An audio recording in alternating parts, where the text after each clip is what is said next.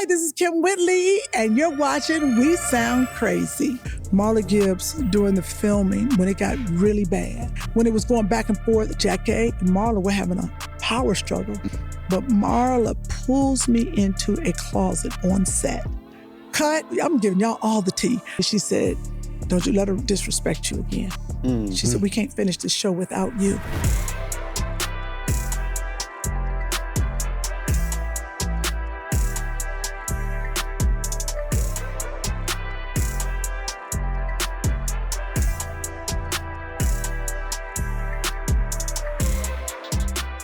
Welcome to another week of We Sound Crazy, your official backstage pass to all things music and culture. What up? I'm music, TV, film executive. Philionaire's in the building. What's good, y'all? It's Claude Kelly, hit singer, songwriter, and one half of the band Lewis York with this guy over here. Hey, it's Chuck Harmony. I'm a singer, songwriter, and producer in the other half of Lewis York. What up, crazy crew? It's Bacon from Macon, music executive, and your true music aficionado. All right, y'all. Today we've got a true original in the building. Yep. Yes. You've seen her still scenes on screen and keep us laughing for years. But beyond the comedy, she brings realness, heart, and unforgettable energy every time. Actress, comedian, podcast host, and all-around force. Please welcome the one and only, my dear friend, Kym Whitley. Yeah. Thank you for Apparently my friend who didn't know I used profanity until today, which is crazy. Yeah, I didn't know you was what? Did I use profanity? No, you never cursed ever in your life. Well, you know what? Ever in his life. Wow. I've never, he's like a little nerd, like a musical nerd. I always was like, oh, they're gonna feel like I always was on my best behavior around you. You always have been, which is so interesting. Even when you came to my birthday dinner years ago, it was like, why is Kym, except that one thing that we talked about off camera, but that was, you always on your best behavior. Always, but you know And gave me a gift that I really love too, by the way. Thank you. Yes. Yeah. Mm-hmm. You know why? Because I respect you. Yes. Because you've been so just, and that's respect. But now I know you curse. Oh, I ain't respecting you no more. It's so respect gone. So Kym, as you know, you're on We Sound Crazy, but we want to kick it off with our segment, We Look Crazy. Yes. So we're going to take a look back at some of your highlights. Oh, hell no. Y'all didn't say this. This ain't in my contract. Without further ado. Oh, yes. My first commercial. Mm-hmm.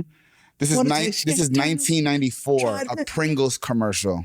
Pringles. So I got a question. Was that you singing on the commercial? First of all, what you think?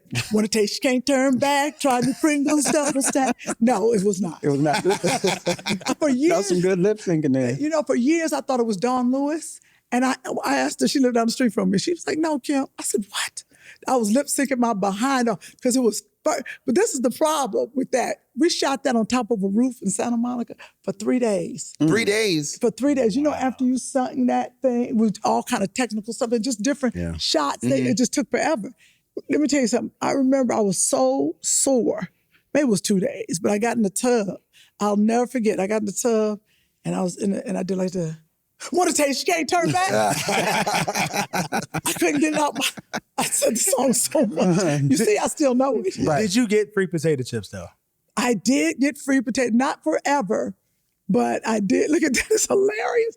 I was so, when you're that young, you are so excited about your career and just, I can do it, you know? And that's what I have on my door. Before I go out every day, I have a saying on my door, you just begun, you're only 17. Yeah. That's it. Because what happens is we get jaded in the business and that girl goes away and she's gone away. But I have to remind myself, remember when you do one line in a movie, I just gotta, just put me on. Yeah. And that's the energy that you always gotta remember. It's so hard to keep that. Yeah. Especially in this business where it's a lot of rejection, a lot of fakeness, and you kind of get hardened by it, but you're always trying to fight to keep that little innocent, eager child. Yes. What other practices do you have to keep that innocence? Well, hang around Phil. Well, I would definitely say that, you know, prayer. The Lord definitely leads my life and not to walk in fear. Yeah. And to know that this is just a job this is not who we are. That's good. That's good. Yeah. That's it. This is what we do like anybody else. So I respect everyone else's job as my job. This is the same. They get up and go to work. I get up and go to work. So we cannot get in this industry and make it so much about this is us. And that's how you get into depression and things happen because you're like, oh, I didn't get that. Oh my God, that's not who you are. And to build a wonderful life, if you build a great life outside of this industry, no matter what hits you, you always go back home to your wonderful life. That's right. You do. Whether it's a dog, a cat, your kids. Yeah, your friends, it's a wonderful, you go back to that. Yeah. This is really important. Yeah. This is really important. It is. That's good. Let's go to the next clip. Oh, damn. We look crazy. I thought we had moved on. Oh, yes. Oh, drama. Look at this. DT, remember this? Honey, I was the first one. I said 3 women talking together. Nobody thought it would work. Oh, wait a minute. Now look. Wait, so what year was this? 90, it was after Friday, so it was probably like 99. Yeah. So this is definitely ahead of its time. Yeah, it was ahead of its time. A lot of shows, it was Tony Krantz and Brian Grazer at first tried to sell it. CBS kept it for a while, and it was me, Robin Givens, and I forgot who else, but they were the first ones that said, and Robbie Reed, actually. Wow. And they said, let's put 3 women on TV talking together. No one wants to see single talk show host. No one wants to see it. That DMX? That's DMX. O.J. Simpson. O.J. Simpson, that interview was because we had big blue cards. Do not ask. Do not ask. So I would always be like, you killing me? I was ignorant. I was ignorant. Was that your first foray into doing a talk show? Like, was that the first time you had ever done something like that in your career? Yes, that absolutely. I went to, after I saw Brian Grazer, and I don't, saying, if it's okay, I said, I don't want to take your idea.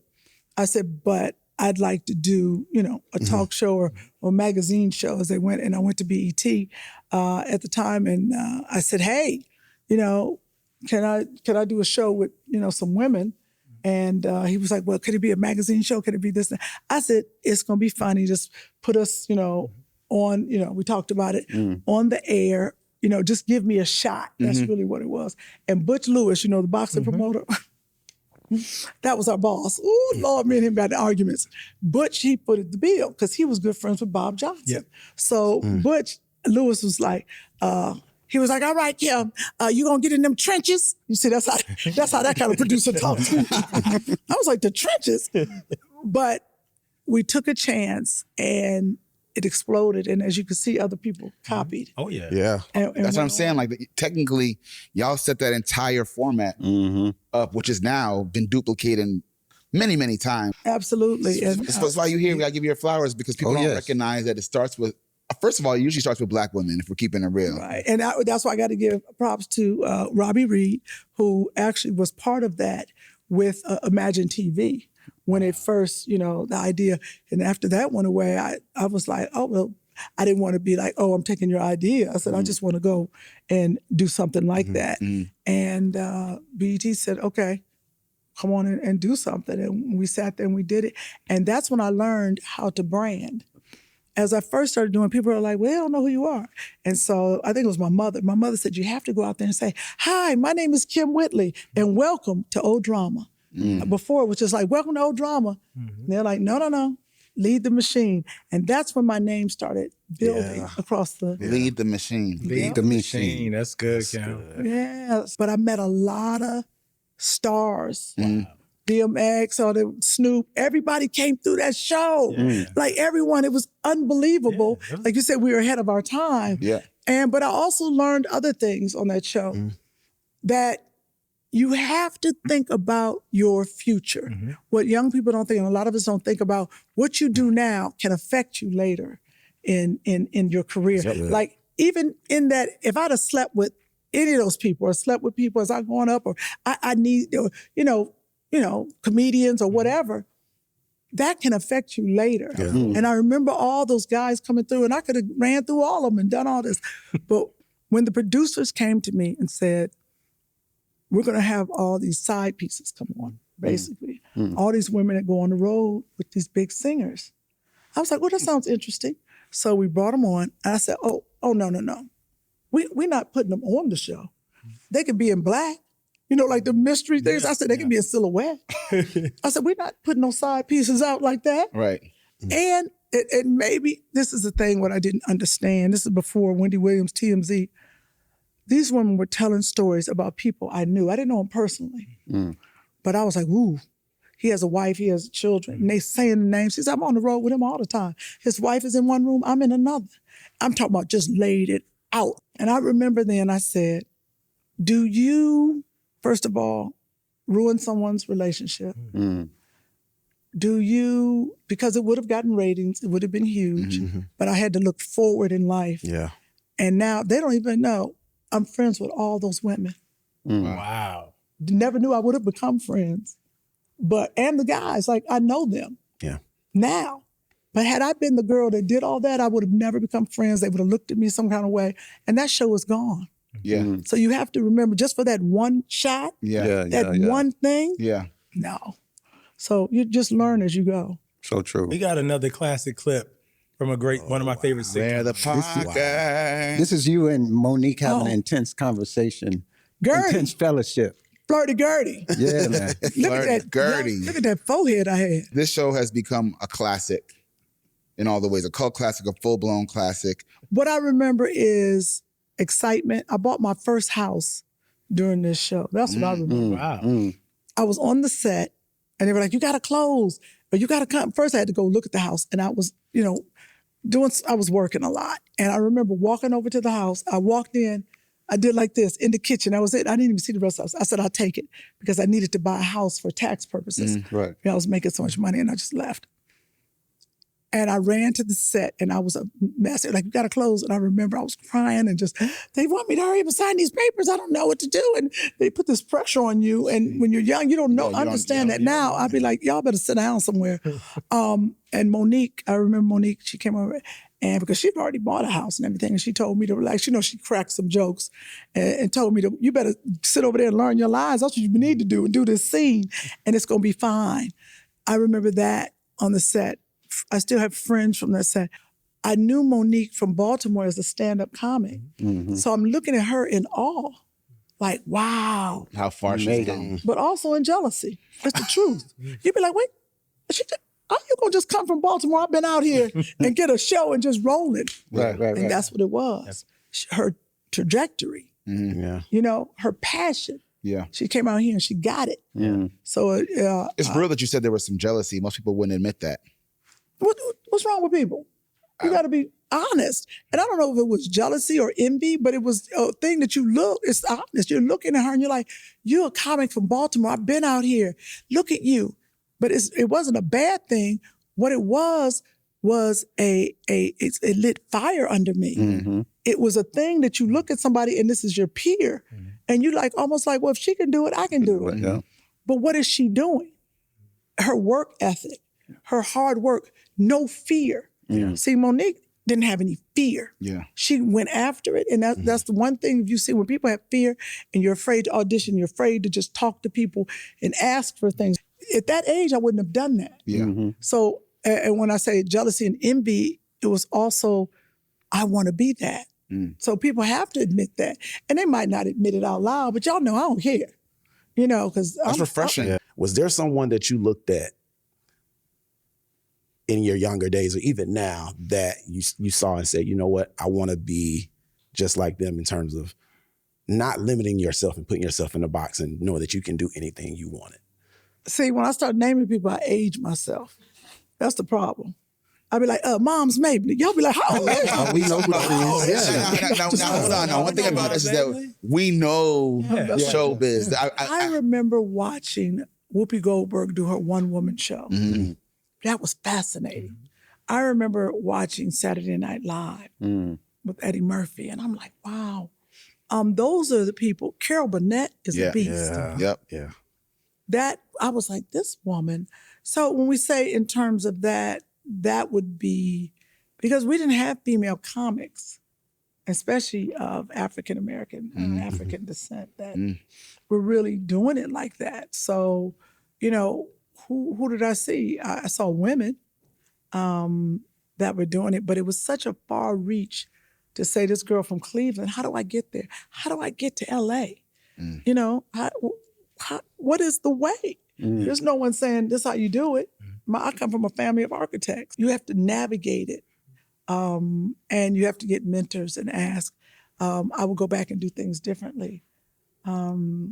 But Jennifer Lewis, another person, you know, Vanessa Bell Calloway's from Cleveland, and me and Vanessa talk about this all the time. When I first started out, we were at a party or somewhere. I don't know if we were in Cleveland or somewhere, but I was like, girl, well, how do you do it?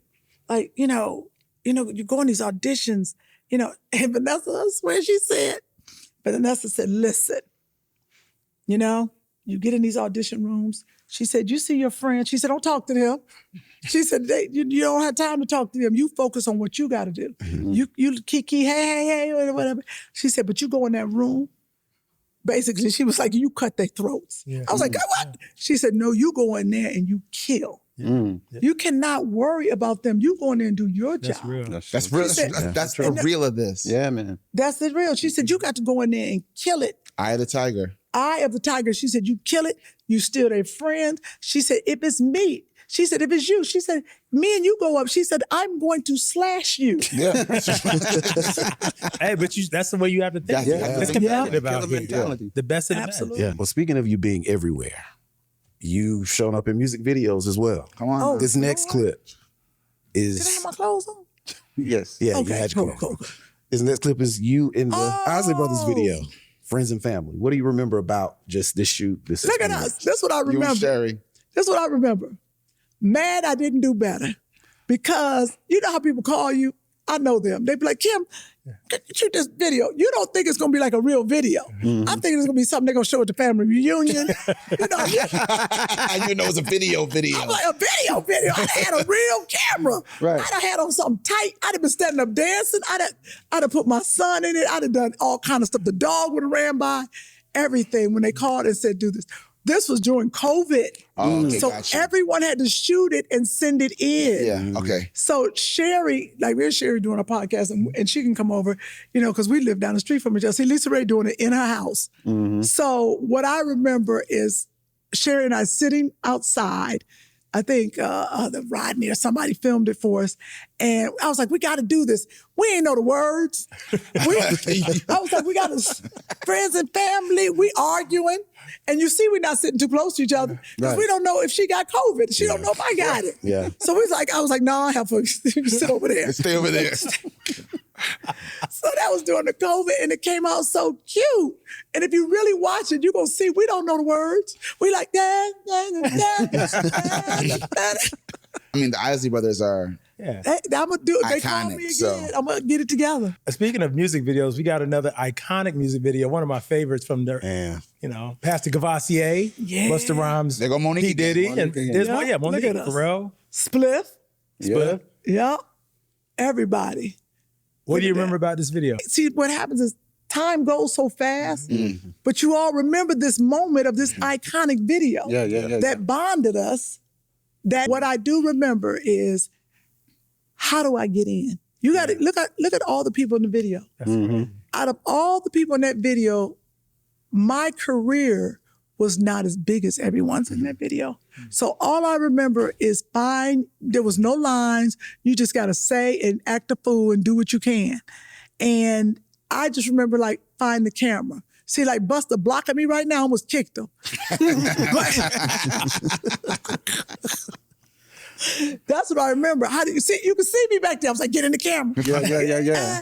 Get in the camera. I had no lines, but I'm making them up as we go. But you didn't know this song. You knew Pastor Cavassier. Yeah, because I was a drinker. Yes. So I did know. Yeah, I did know that song. Find the camera. That's also good advice. Find the camera. Yep. You got to find the camera because look at that. This ain't my video. Right. It ain't my But video. you got to be remembered. You got to be for that remembered. moment. So you do what you got to do. I almost pulled a titty out, but that was too soon. Because it was really, I don't know, Monique had invited me to do that. However I got there, it was from somebody else. And I think it was Monique, come do this with me. So, once again, hats off, thanks to Monique. We have one more clip, a very popular show and a very famous, also child star. This is That's So Raven. my child. Country Cousins episode. That's it. Clickety-click. Lights out now. Now, I can't even imagine the madness that must have ensued on this set with the two of you cutting up like this. Because you are a personality. Raven is certainly one. What was this controlled chaos like? Fun. These are the kind of roles I live for. Being pretty, I can do that on a daily. But getting ugly and ignorant is my favorite thing. So what I remember is just being on the set. Raven, I had known her as a child, like a little baby. And to watch her magic at that age, she is dynamic. To have all that talent in one little person, to watch her work it was just a masterclass at that age. My favorite line in the whole thing is I had to turn the lights off and I was like, lights out, clickety-click. And that's so funny. My son says it now because he watched it, but that's what was fun. And I just did Raven's podcast and she said the funniest thing. She said, you have been my cousin, my wife, and my mother. Wow. I said, I have. So you've been friends for a long time. Very long time. You've had a front row seat to her longevity. What do you think it takes for that kind of longevity? Oof. That kind of longevity from a kid? Yeah. In this business, too. You'd have to ask her because let me tell you something. You have to have a strong foundation. And that means your family because you're a kid. Right. I know her mama didn't play nothing and her daddy, they didn't play. Like to keep her off of drugs and to keep her, just really working hard. But I know it comes from within. Yeah. Raven is a different kind of beast. Like I was talking about Monique, that thing that you wanted so bad. Yeah. Once she understood it, but her talent was there. You could not box her talent. If you watch Raven, she damn near on the spectrum. Autism. She's on autism. Because A little touch of autism. her mind ain't normal. Yeah. But you can't be in this business and be that level of creativity because she's incredible. I admire her as a producer, she's directing. Keep going. That's someone I personally want to work with, like just because she's a great director. She's a great director. Great eye. And her physical comedy. I was watching her on Miss Pat's show recently, and I was like, Raven is she's still just got when you talk about the Carol Burnett's and the Lucille Balls, you have to put Raven in that category for the epic show she's done and the way that she's been physical and emotional throughout. And she's still so young. It's a special gift. We have not unlocked it. Anybody, even in this room, you just don't know the gifts in here because we all running and doing our own thing. But we all got to take a moment and just take a few moments and talk to people and hear their story and keep it moving. Is there something you learned from Raven, even though she's younger than you and she might have looked up to you for something, but is there something you might have learned from her? Yes, I learned not to do our own makeup in a movie. That's what I learned. Because I listened to Raven, we got in trouble. We was on college road trip, and we didn't like our makeup. So we go back in the makeup room. Now, she younger than me. I'm supposed to be the boss and be like, I don't think we should do that. But I was like, yeah, let's go. And we put white stuff under our, that highlighter. That's why they hire makeup artists, to do the job for the film. Baby, we got to that premiere, we both were sitting there, we said, ooh. Ooh. I said, that wasn't a good idea. She said, it wasn't, was it? Wait, how'd you actually get so close? What beyond the working, what was it that bonded you all? Because now you're lifelong friends. Oh, yeah, I think foolishness. Foolish. She's foolish. I'm foolish. Physical comedy. I love taking chances. She likes to take chances on the set. I love taking chances. And I think that we just saw each other. And as a child, I knew that she was something special. And I would say that's what bonded us. And keeping in touch, checking in, that kind of things. She said I gave her best friend. Wow. And I couldn't believe it. Carlicia, Gerald Levert's daughter. was at my house, and me and her, of course, cool. And I had a party. And I said, Raven, and this is so funny, I don't even invite Raven to all my parties. I was like, Raven, come on over here. I got some kids, people your age, come on over here. They became best friends. Wow. And she told me, she said, I want to thank you for giving me my best friend. Wow. Isn't that crazy? That's awesome, though. Look at that. So, Kym, you talked about introducing Raven to Carlicia, Gerald Levert's daughter. But Gerald is actually the reason, the late, great Gerald Levert is the reason why you moved to LA, right? Yes. Can you take us back? Like, how did that happen? Like, he actually funded your move here? Well, we knew each other. So I was hanging, and this is the thing.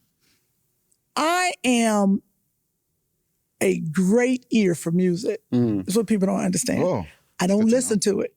I'm not a music person.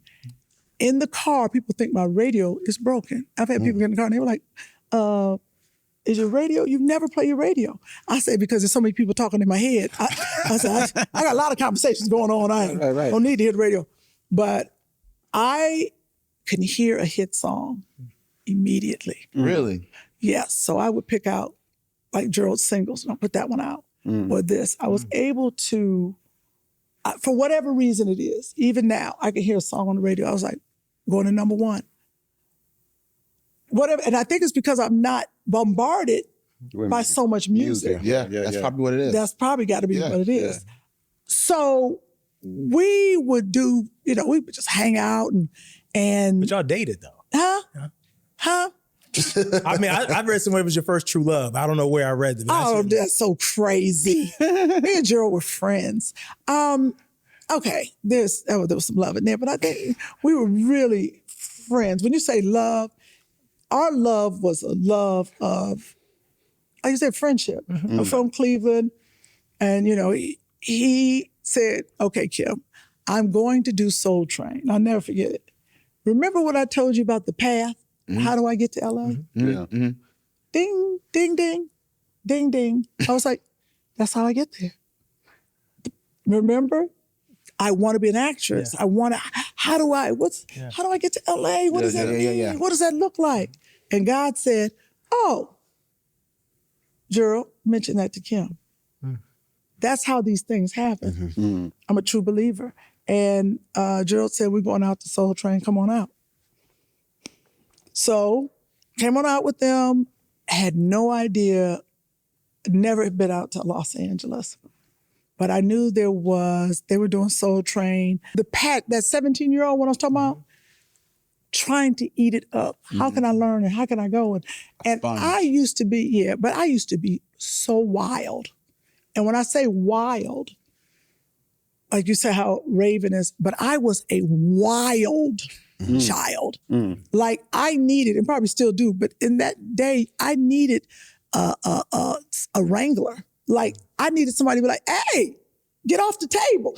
Why? Get off the table. Get off the table is on the crazy. pool table. And that's what people would think, like when you look at Sugar, and I'm digressing and going around, but a lot of people thought I was so fast and so wild and sleeping with everybody. I wasn't sleeping with nobody.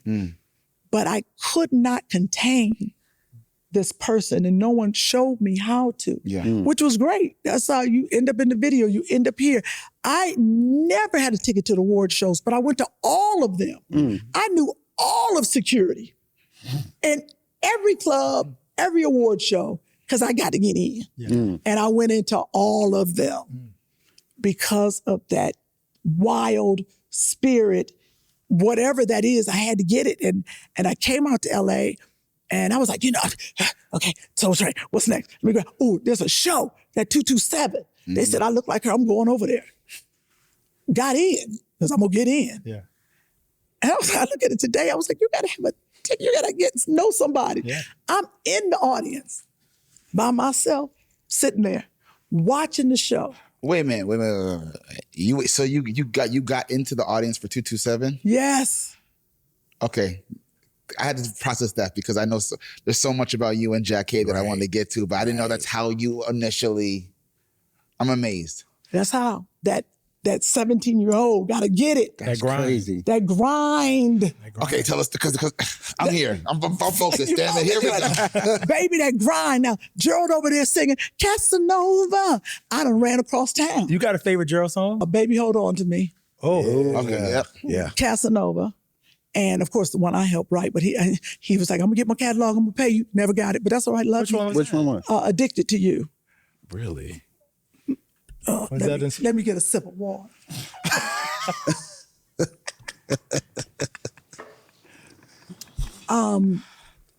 Yeah. So got into the audience. This is what I'm talking about.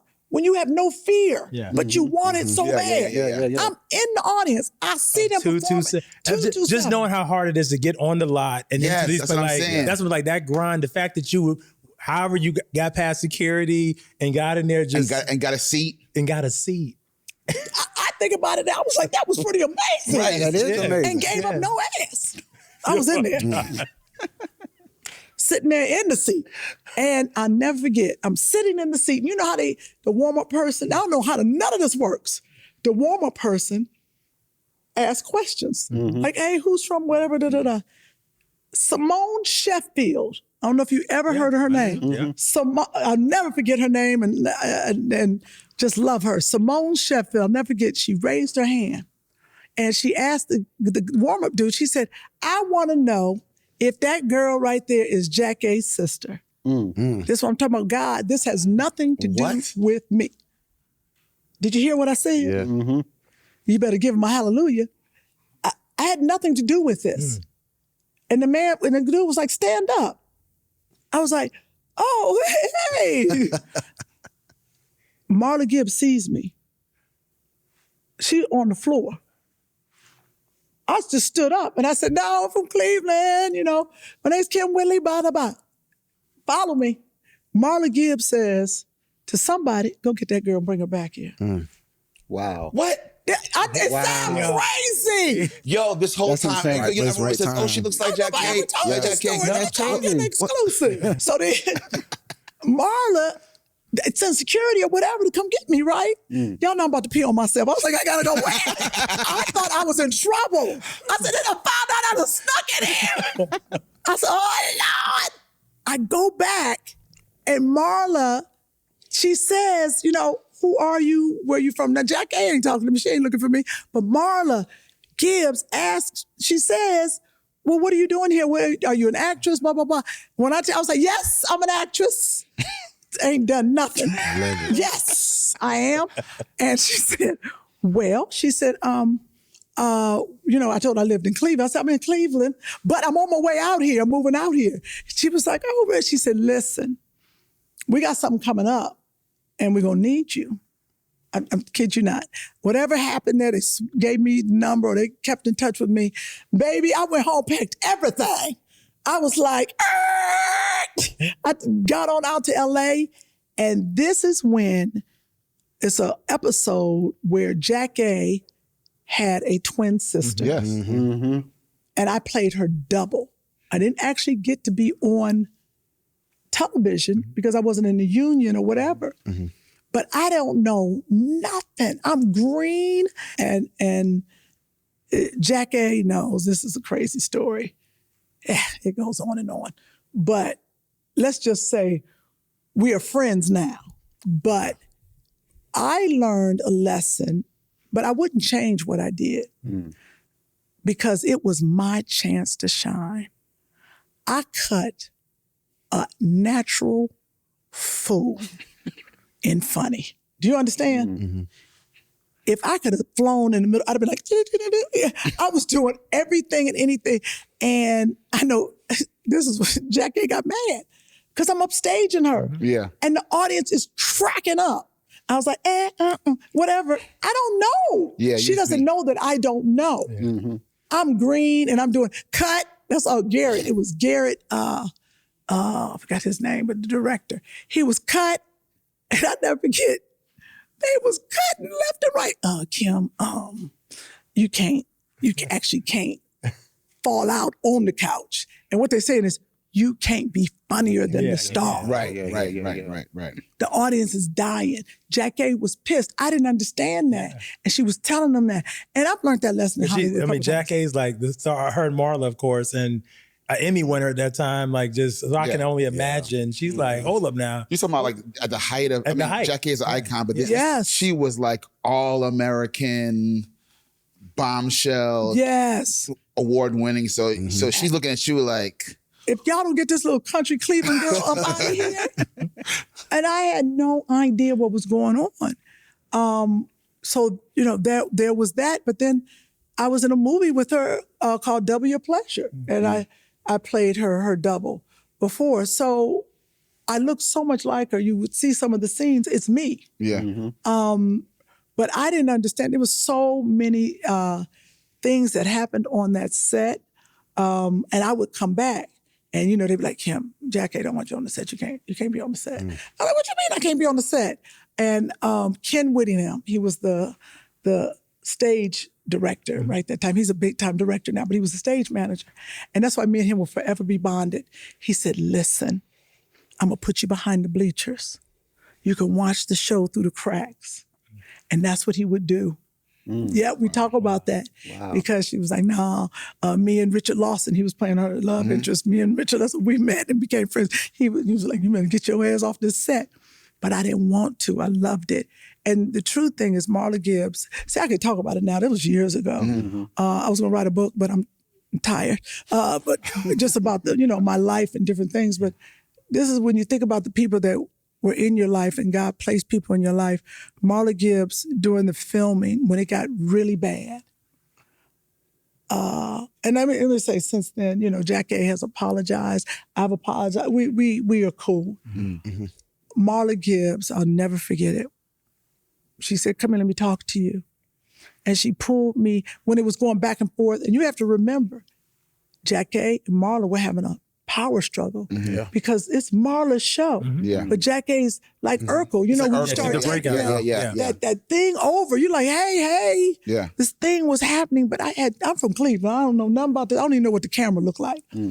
But Marla pulls me into a closet on set. Cut, come here. And this is the one thing I remember. Oh, I'm giving y'all all the tea. I go into this closet and I'll never forget it. I look up and I was like, oh, they forgot to put the roof in. On the set, I didn't know ain't gonna be supposed to be no top. I know Marla was like, this little dumb heifer. I was like, oh, they gotta finish this. But she told me, she said, don't you let her disrespect you again. She said, we can't finish this show without you. Wow. She said, if she disrespects you again, you walk off the set.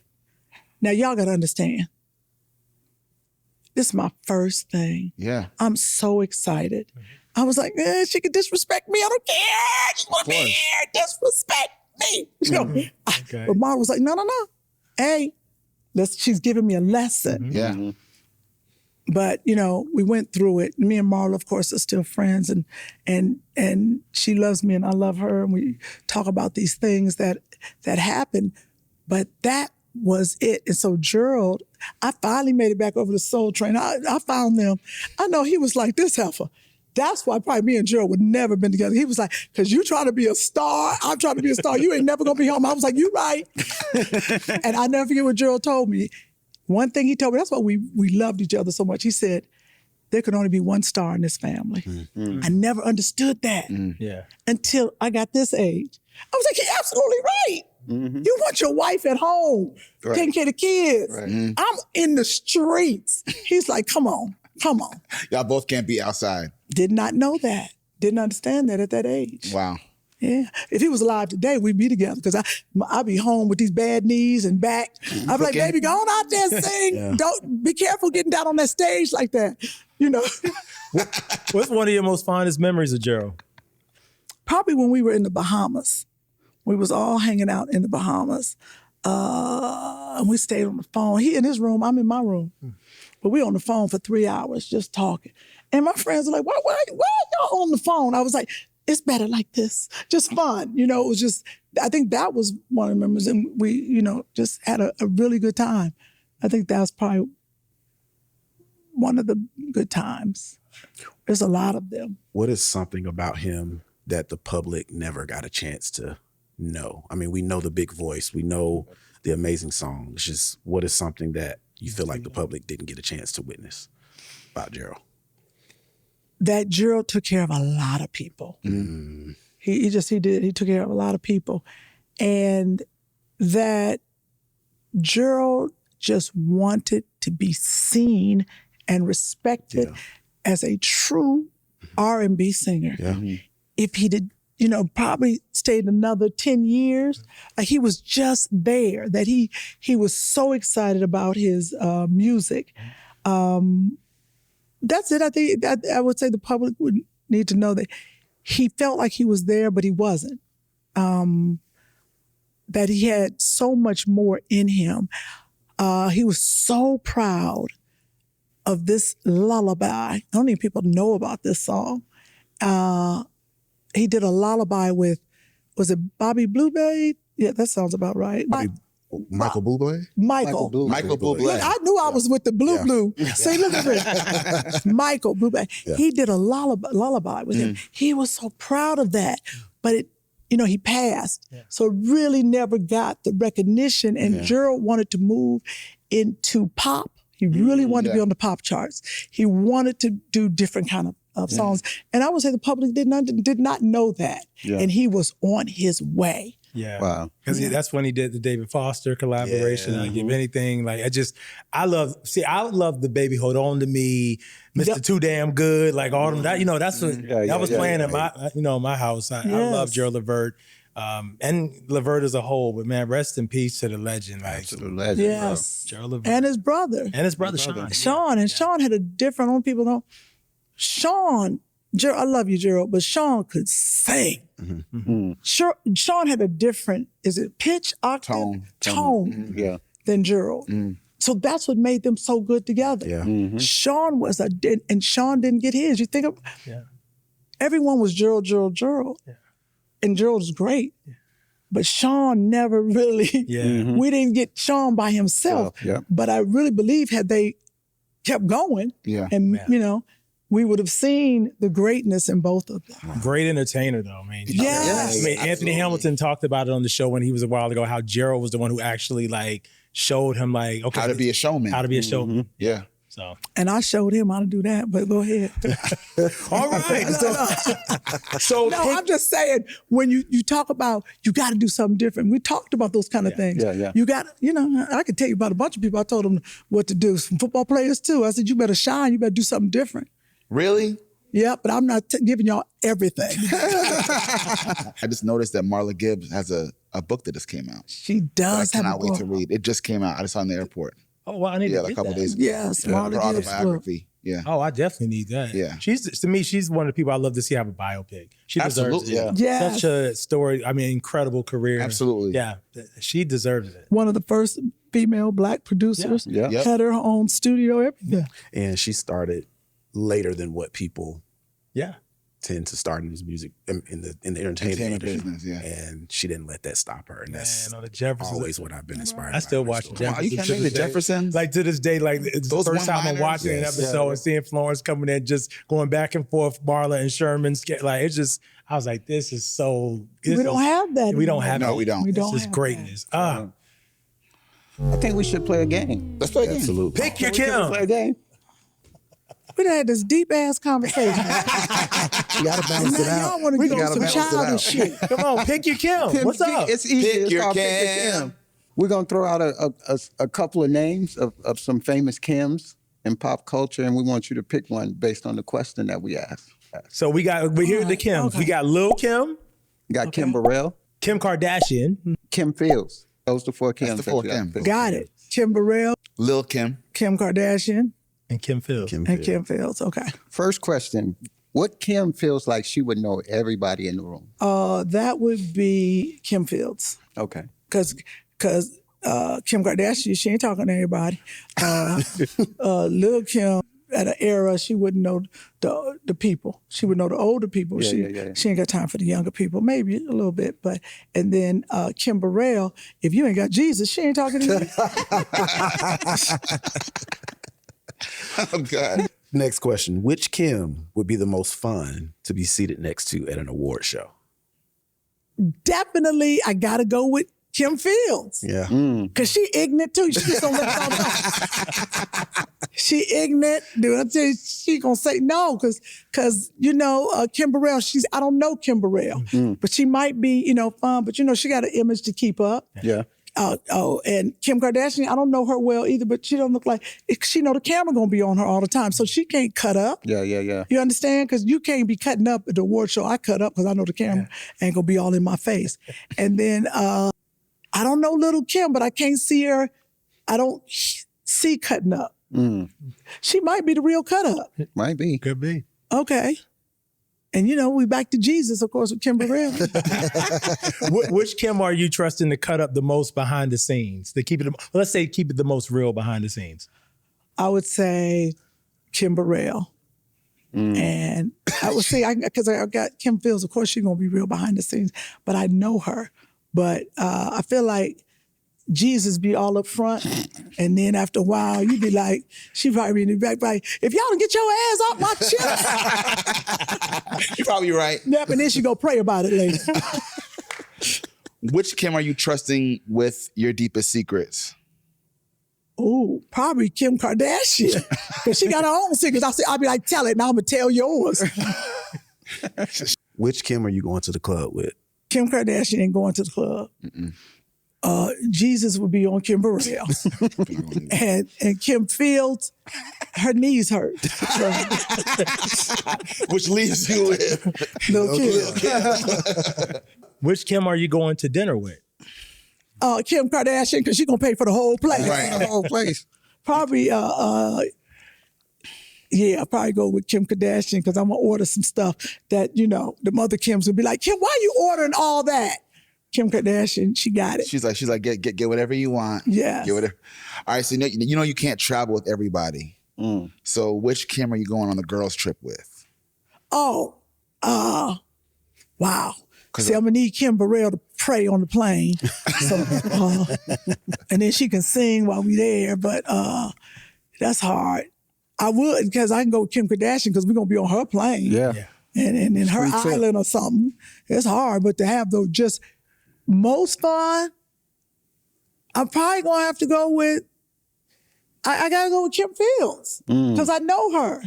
And we got kids. I feel like, as you were saying, I was thinking about how all the Kims combined, you included, would actually be a perfect girls trip because you need Kim to pray on the plane. Yeah.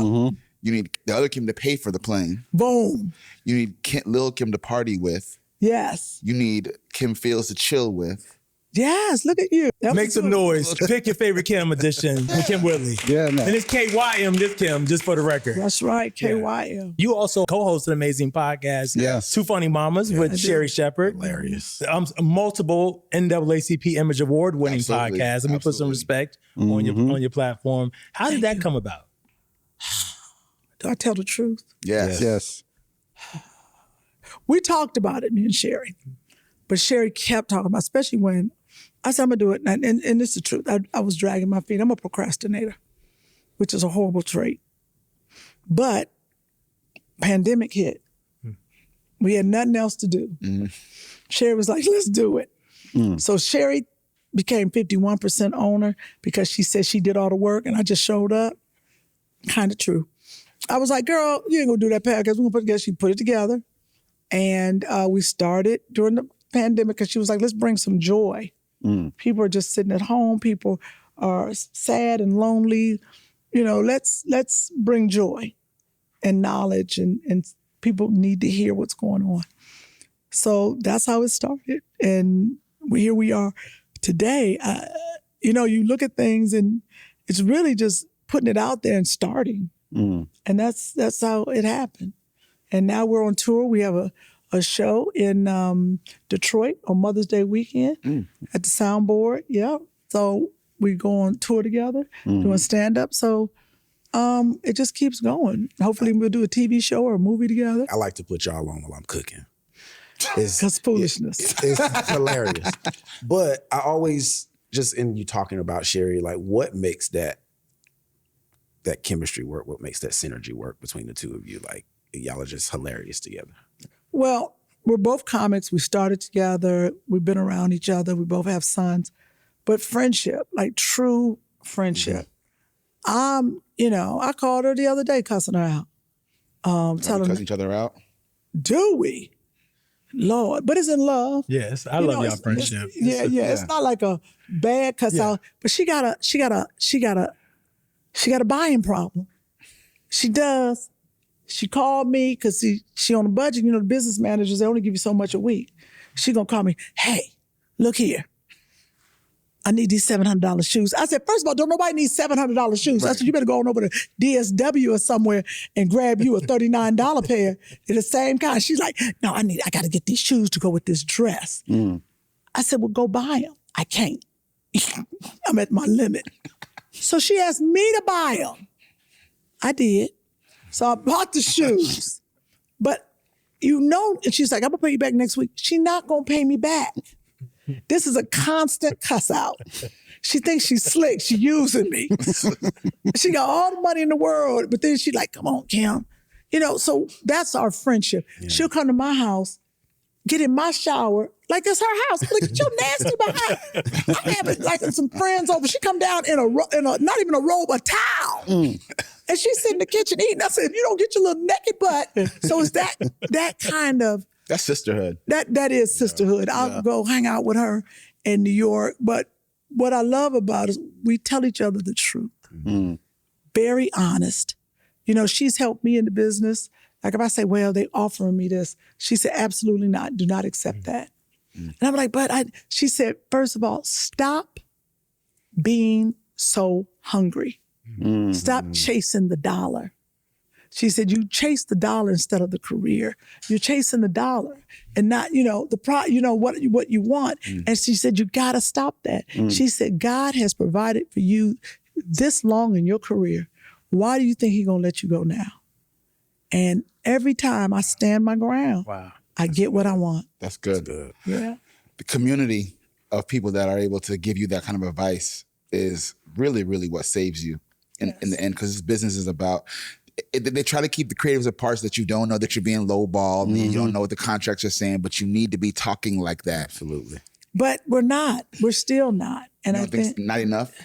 Not enough. If we just start breaking that mold of talking about it, because people are shocked when you say, well, how much you get on that project? I'm telling you, people are like, we tighten up. We tighten up. Yeah. Because we're programmed to be that way. Yeah. You know why? And I think that's what you said, the crabs in the barrel. If I tell you, you're going to take something from me. I can't, that's your money. You already got it. We have to share information because it's knowledge. Yeah. And I'm the same way. Somebody asked me, I'd be like, but why am I thinking that way? What is wrong with me? Yeah. No, this is what you do. This is how much I made. Or the judgment. Or that's all you got? You don't want to hear that. You don't want that shame. You don't want the shame. You don't want but it's really a conversation and not, it's really not a bad thing. We have to, in the music industry, does that happen also? Oh, it's exactly the same. Yeah, sure. Exactly the same. Why is that? Crabs in the barrel.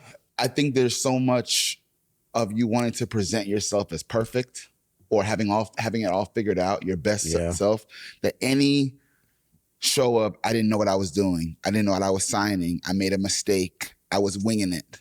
I was faking it till I make it, is kind of, and it's all in your own head, but it's you shun that. And then you realize that when you're older that we should have just talked. Yeah. And I would have known.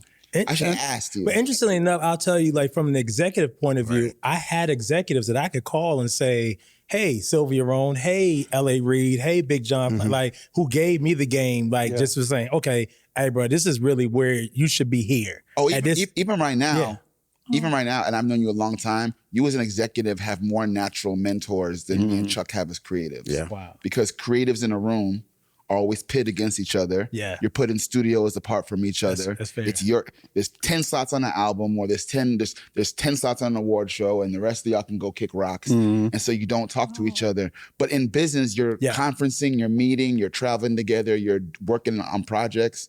And so I noticed it just watching you. You have a lot more mentors. It takes a lot more effort for us to break down those walls and say, hey, bigger artist or bigger producer, Like we were just talking to Jimmy Jam and Terry Lewis, and we were talking about this. Like they're my heroes, and I still have a hard time being like, "Yo, can I ask you a question?" Yeah.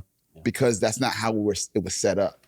Yeah. Plus being a creative, it's like a lifelong grind. So you're always chasing, and so you never feel like you can pay it forward and while you're still chasing. Oh, That's good. because you're still chasing. Yeah. So you don't want to mentor your competition.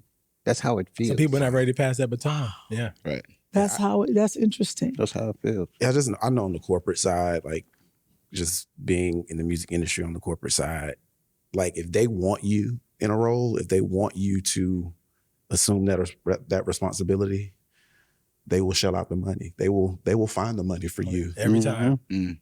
Every time. to be in that seat. Yeah. And I've learned in these last 15 years that sometimes you got to make them wait.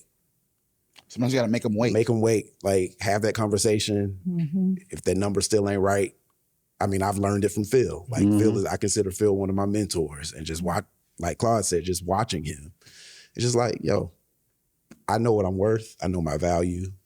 Y'all gonna have to come up that ladder a little bit. So, And you said it several times today, from Monique to Marla Gibbs. The older I get and the more I look back, the times that people did that for me, I was grateful, but I'm profoundly grateful now. yeah. Right.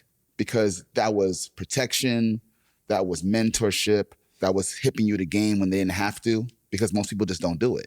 Right. So now I'm like, wow, you really didn't have to do that, and you did. And we should be doing it more, but now when I think about the times it was done, I'm really thankful for those moments. Absolutely. And I think the lesson is to get a mentor. I wish someone would have told me that early on. Yes. Your peers, it's hard for your peers to mentor, but I should have gone to a Jennifer Lewis and just asked the question. And just like Jimmy Jam and Terry Lewis, they are open. They are fascinating. They have so much to say. I'm not in the music industry, but I was sitting there gathering. I was about to be, after talking to them, I was like, y'all about to drop this album. I think about it often when some of our icons pass away, especially Black icons, and they weren't all forthcoming with the truth. For example, I remember when Aretha Franklin passed away. Think about this person who's known so much of the entertainment business from the 60s until now, from civil rights to the record industry, to record labels, to hits, up and down. And I just wish everyone had just sat at her feet and asked her a gazillion questions. Yeah. Well, I think that's what we're going to put a T-shirt together. You don't learn unless you ask. Unless you ask. Bars. That's true. But to put that on the shirt. That's true. I want to talk about next Friday. Let's talk about it. Yes. Kym, I would love to know one behind the scenes moment, since you're spilling the tea today, Right. that would break the internet. Go ahead, let's go. Jeray, we might as well write a book from this podcast. I'm going to need us to transcribe this and we're going to put it out. The book. That's such an iconic movie. Like, It's definitely an iconic movie. But the one thing, and I wish Ice Cube would hurry up with the last one. Yeah. He said he was writing it. He told me that 8 months ago. Trying to stay a little skinny, until he gets it out. I was like, come on, Q. As soon as I finish that movie, I'm going to eat everything. Give me all the burgers and fries. Okay. Right? But what is that I can really drop that everyone knows about the one scene with DC Curry. Yes. I've talked about that. And when I talk about green, remember? You're young actors. You don't know any better. DC first movie, my first movie. I think Mike, I don't know if Mike had done, but we all were so green and didn't know what we were doing. And Cube let us ad lib and different things. So I thought it would be brilliant for me as I was going up steps, telling him, it's Mr. Nasty time. Come on upstairs. I thought this was a brilliant idea. That I would turn to him and say, give me something to go upstairs or whatever I say. He hit my behind so hard. In real life. In real life. The pain went through my body, but I stayed steady for the camera. And so I was like, ooh. But like we said, not saying anything, not knowing that I could say, hey, DC, you swung from Hawaii. Why was that necessary? Right. Instead, like an abused woman, I took it. Wow. You know, you think about that, how women don't speak out Yeah. and afraid to be whatever. The second time, thank God for Ice Cube. Yeah. Cut. Cube walked over and said, hey man, you ain't got to hit her that hard. We're going to put the sound in later. Right. No, we don't know that. He didn't know that. He trying to hit so hard he's making the noise for the movie. He's like, I'm trying to be a good actor. Right. He didn't know.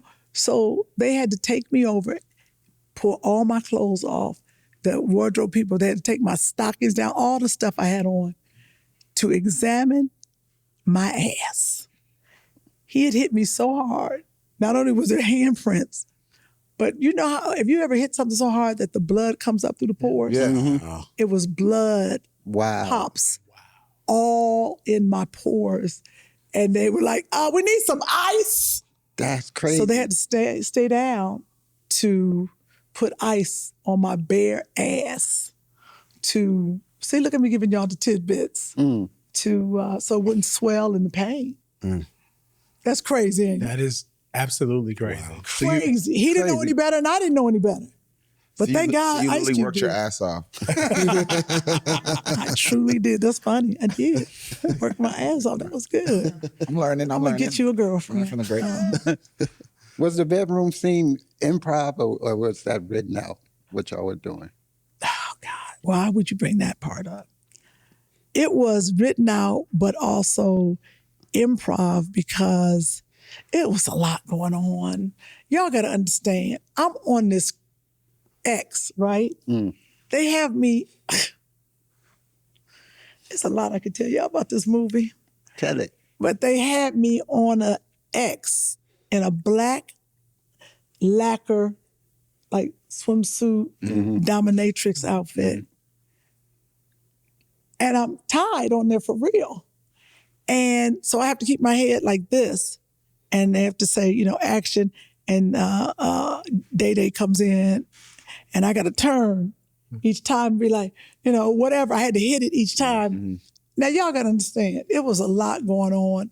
These clothes that I had to wear. I was like, I don't think that was necessary when I started looking back. But what you did not see was one of my biggest scenes for me. It was on a small TV in the room. If you see, there was a television in front of the bed. It was me dancing I remember that. in a red lacquer outfit. The hours it took to shoot that, I want to know where that footage is, because somebody's at home right now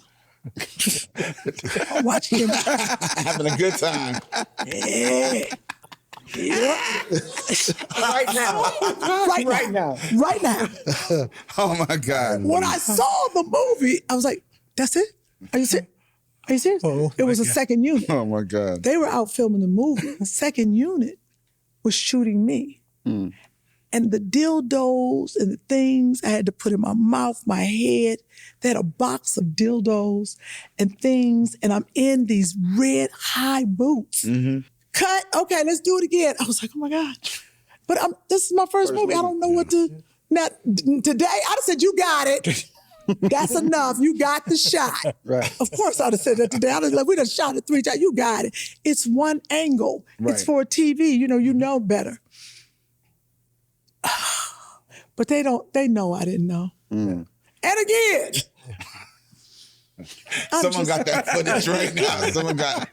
Someone got hours of footage just like, hours of footage. okay. All right, put on this, check. And then when it came out, I saw that little screen. this screen. I said, are you serious?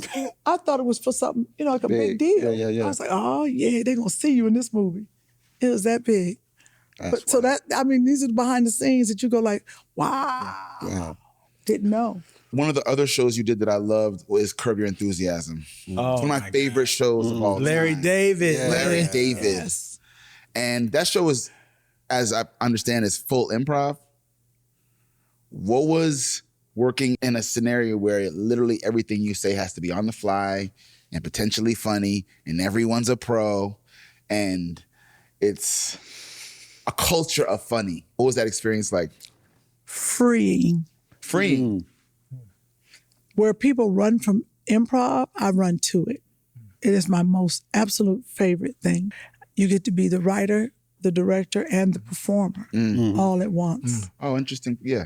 Yeah, I loved it. And that was one of the most freeing jobs ever.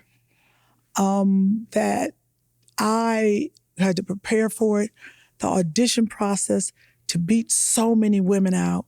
It was one of my favorite things I've done. Because they give you what the scenario is and they tell you where to end the scene. You feel it all in yourself. Oh, Really? Crazy. Oh, that show. you start here. That show is so brilliant. That show is top 5 for me. Yeah. Like, it's just Yes. one of the most brilliant shows ever. It really But you is. have to have brilliant people to be able to do that. Yeah. There's so many iconic scenes that you're in from that show when you're dealing with Larry and everything. Is there like one moment that comes to mind that was, or a little tidbit that no one knows about that you could share? Yes. Y'all getting, am I getting paid for this? It's a whole lot of, y'all getting a whole lot of secret. So I'm gonna call Kim Burrell, have her pray. right. No, what I'm gonna do is go out on a date with all 3 of y'all. We gonna sit across the table. Y'all gonna treat me like a lady, and it's gonna be fun. There we go. All right? Deal. All right, cool. Now, so I would say, because of the improv, first of all, the prep for it. People think you just go on and do it. No.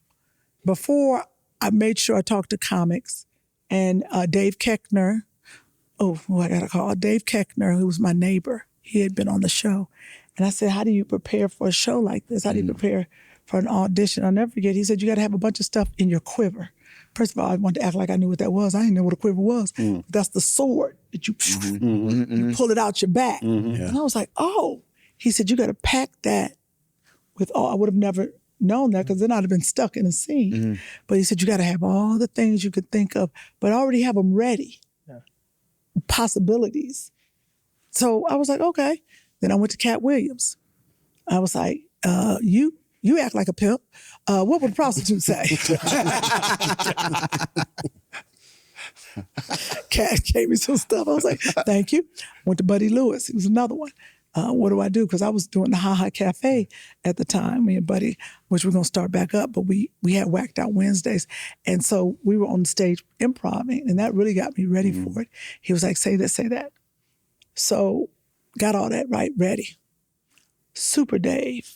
I don't know if you remember Super Dave. He was one of the funniest white men that I know. Tall. I was in a scene with him. He played Larry David's friend. And we were in the car.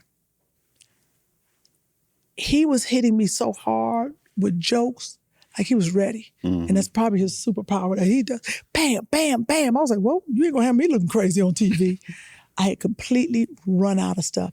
I had called him, how you gonna call somebody a white this, a white that? That's all I had left. Yeah. And I remember we said, okay, we're gonna take a 5. And I ran into the bathroom and I called Buddy Lewis. I was like, I done called him everything white in the book. I said, what else? He said, call him, I think he said a white cockazoid or cockazoid, something stupid. And I said, give me some more. So that's the only scene that I would say I felt powerless because I'm used to being able to hit you back. And he was so funny. He was like the champion. He beat me down in that scene. It was like we were boxing. And he got bam. I was like, woo, I come back from that one. That is the one thing that no one knows, but I was like, okay, I got to come back with this. I got to come back. Yeah. Killed me in the scene that I felt. Now on television, it looks fine. Oh, no, it was fine. But I, as a comic, was like, oh, damn, you got me on that. I'd like to see you in improv. It's just, to me, it's so natural, but that's, I'd love to see more. Same. Yeah, Same. I would too. I got to ask about just the show that's near and dear to me because it didn't last long, but It was on Nickelodeon back in the day, My Brother and Me. My Brother and Me. I mean, it only lasted one season, but it felt like Was more it than one? that. It was just one because they played it over and over and over. I felt like I again. was there a lot. But just what do you remember about that time? Just where was Kym Whitley then? Kym Whitley was new, excited. My cousin, Calvin Brown, a writer, he had sold the first Black sitcom to Nickelodeon. And Adrian was there. She was an executive. And she bought the show. And that was big for Nickelodeon. Yeah. And I just remember going down. He was like, cuz, and that's what they say, nepotism. I was like, I'm there. You know, he said, come down and play this character, Miss Pinkney. But this is a time, once again, the little 17-year-old, the hustle. I immediately went over to All That, was filming next to us. Keenan and Kel Mitchell, Keenan Thomas, they were over there. I became friends with them. Amanda was over there.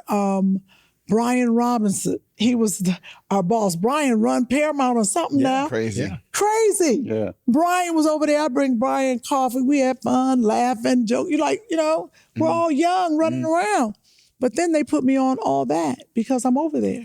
So that's what I remember. Yeah. Just Being available and being around. just being persistent. available. Right? We get Kym, what you doing? So when I wasn't doing My Brother and Me, I was off. They put me on All That because of the improv, because All That was improv also. Scripted, but also improv. This was the beginning. Your career is so iconic. Yeah, What in the world? That's actually a good segue because the most important part of our show is a segment we call the ERBY, which stands for Esther Roll Black Excellence Award. When we first started doing this podcast several years ago now, Yeah, 2019. part of it was because we were having casual conversations about Black entertainers, Black musicians, Black celebrities that don't always get their love for the work they do and ought to get more. And so even though we talk shit and have fun, at the end of the day, it's really about highlighting the journey and the mentors and the people that might have gone a little bit under-celebrated. So this whole segment is named after Esther Roll because we discovered she had a whole gospel album that she put out in 1975 called The Garden of My Mind. And we're like, yo, how come we didn't know about all these things Exactly. before we lost her? Yeah. So she is the title of our award, but it's an opportunity for us to nominate, all of us to nominate someone that we think is deserving of a little more love. And then we just give them that love while we have a platform. So now you're part of the delegation. Oh, wow. Okay. I want to nominate who I know will be the winner. I'm just going to put it out there. Okay. She's an actress. She's a producer. We talked about her several times in this conversation. I'm talking about the legendary Marla Gibbs. Now how you going? That ain't fair. Right. Now you can't do that. So deserving. I didn't know she had a book out. But she's done so much. And I don't think she's still with us, y'all. Yeah. She's still with us. And so I don't believe that she gets her flowers the way that when we speak about some of the greats, Marla is one of those greats. Yes. And Yes, so she I actually agree with you on that. Like, I feel like even like the BETs and just the networks in general. just in general. Remember they used to give like hour specials on people? Like she needs a Carol Burnett style That's what I'm hour, saying. 2 hour special where why the everyone, Emmy should be doing more. There's so many Yeah, others, like we just should be showing her love. celebrating While her she's while she's around. here. She can still smell the flowers. Yeah, that's Agreed. So my nomination this week / the winner, Marla Gibbs so annoying. for the Black Excellence that Award. was good. I actually second that nomination. Really? Okay, then second, do I have a third? Do we have a choice? Oh, I'm just. But I did have someone else that I wanted to put Yeah. go for this week. Love Marla Gibbs. Yes. But you mentioned her early on in the conversation. Vanessa Bell Calloway. Ah. Another good one. We hardly ever speak about just how she's been so consistent over the years. And Like she was still even in the video for Kool and the Gang's Cherish. Like I bet nobody Sure was. knows that. But yeah, what's love got to do with it? Temptation. Yeah. Moves, Coming to America, just all the cultural much. classics. Yeah. Vanessa Bell Calloway, all the way for me. Any other nominations? I got a nomination. Okay. Of course, you saying, first of all, Vanessa, a very close friend of mine. And Marla, you know how I feel about her.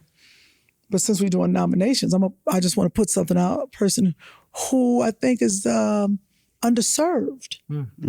But people don't have, her talent is so great in all the things that she does, to Wendy Raquel Robinson. Oh, wow. So See that? See how y'all reacted? dang. Okay. You know, I like Tasha Mack. She does not get. No, Wendy. She's done so much. I totally agree with you that she's under celebrated. Dancing, singing, directs. Has a school. Program or school. Oh, had it for years. Yeah. There's so much about her. Back to artistic too. But she's not. People don't celebrate her. Those are three great ones. All right. Any other? No. I'd co-signed Marla Gibbs, but now this is a complicated. It's complicated. It's a complicated ballot. So we're gonna take it to a vote, Kym. You can vote as many times you want in this first round. If for some reason we hit a tie, then we'll do the tiebreaker. Marla Gibbs. Well, I'm gonna have to. It look like Marla gonna look at this show and be tripping. Vanessa Bell Calloway. So we got 2 for Vanessa. Okay. Well, three for Vanessa. And then last but definitely not least, Wendy Raquel Robinson. So we got 4. Okay, so it's like I said, that was close. Here we are, standing face to face. Congratulations, Marla Gibbs. Yes. You are the winner this week for the Black Excellence Award. Kym, this has been a great episode, great conversation. Has it been one of y'all's best? Absolutely. Before we go, anybody got some lotion? After the interview, you need some lotion? Yeah, I need you to take this shoe off. Okay. It's stuck. Look at it. Look at the sausages. Wait, get that. Ow! Just try to get up. I need some lotion. Squeeze them toes. You don't do toes? I'm gonna get you a woman. I'm gonna get you somebody. Oh my God, they were stuck. See, that big one ain't even moving. Oh, that was good. The fact that that was a test. The fact that you didn't hesitate. Oh yeah, you a freak. Give me my foot. What the hell? Make sure you follow us on all platforms at We Sound Crazy and WeSoundCrazy.com. Special thanks to our special guest this week, Kym Whitley. Thank you so much. Thank you. This was amazing. Great show. Thank you. Thank you. Please come back. I will definitely come back. Oh, y'all can take me to dinner. Y'all tripping. Until next week, when We Sound Crazy, we out of here, y'all. Peace.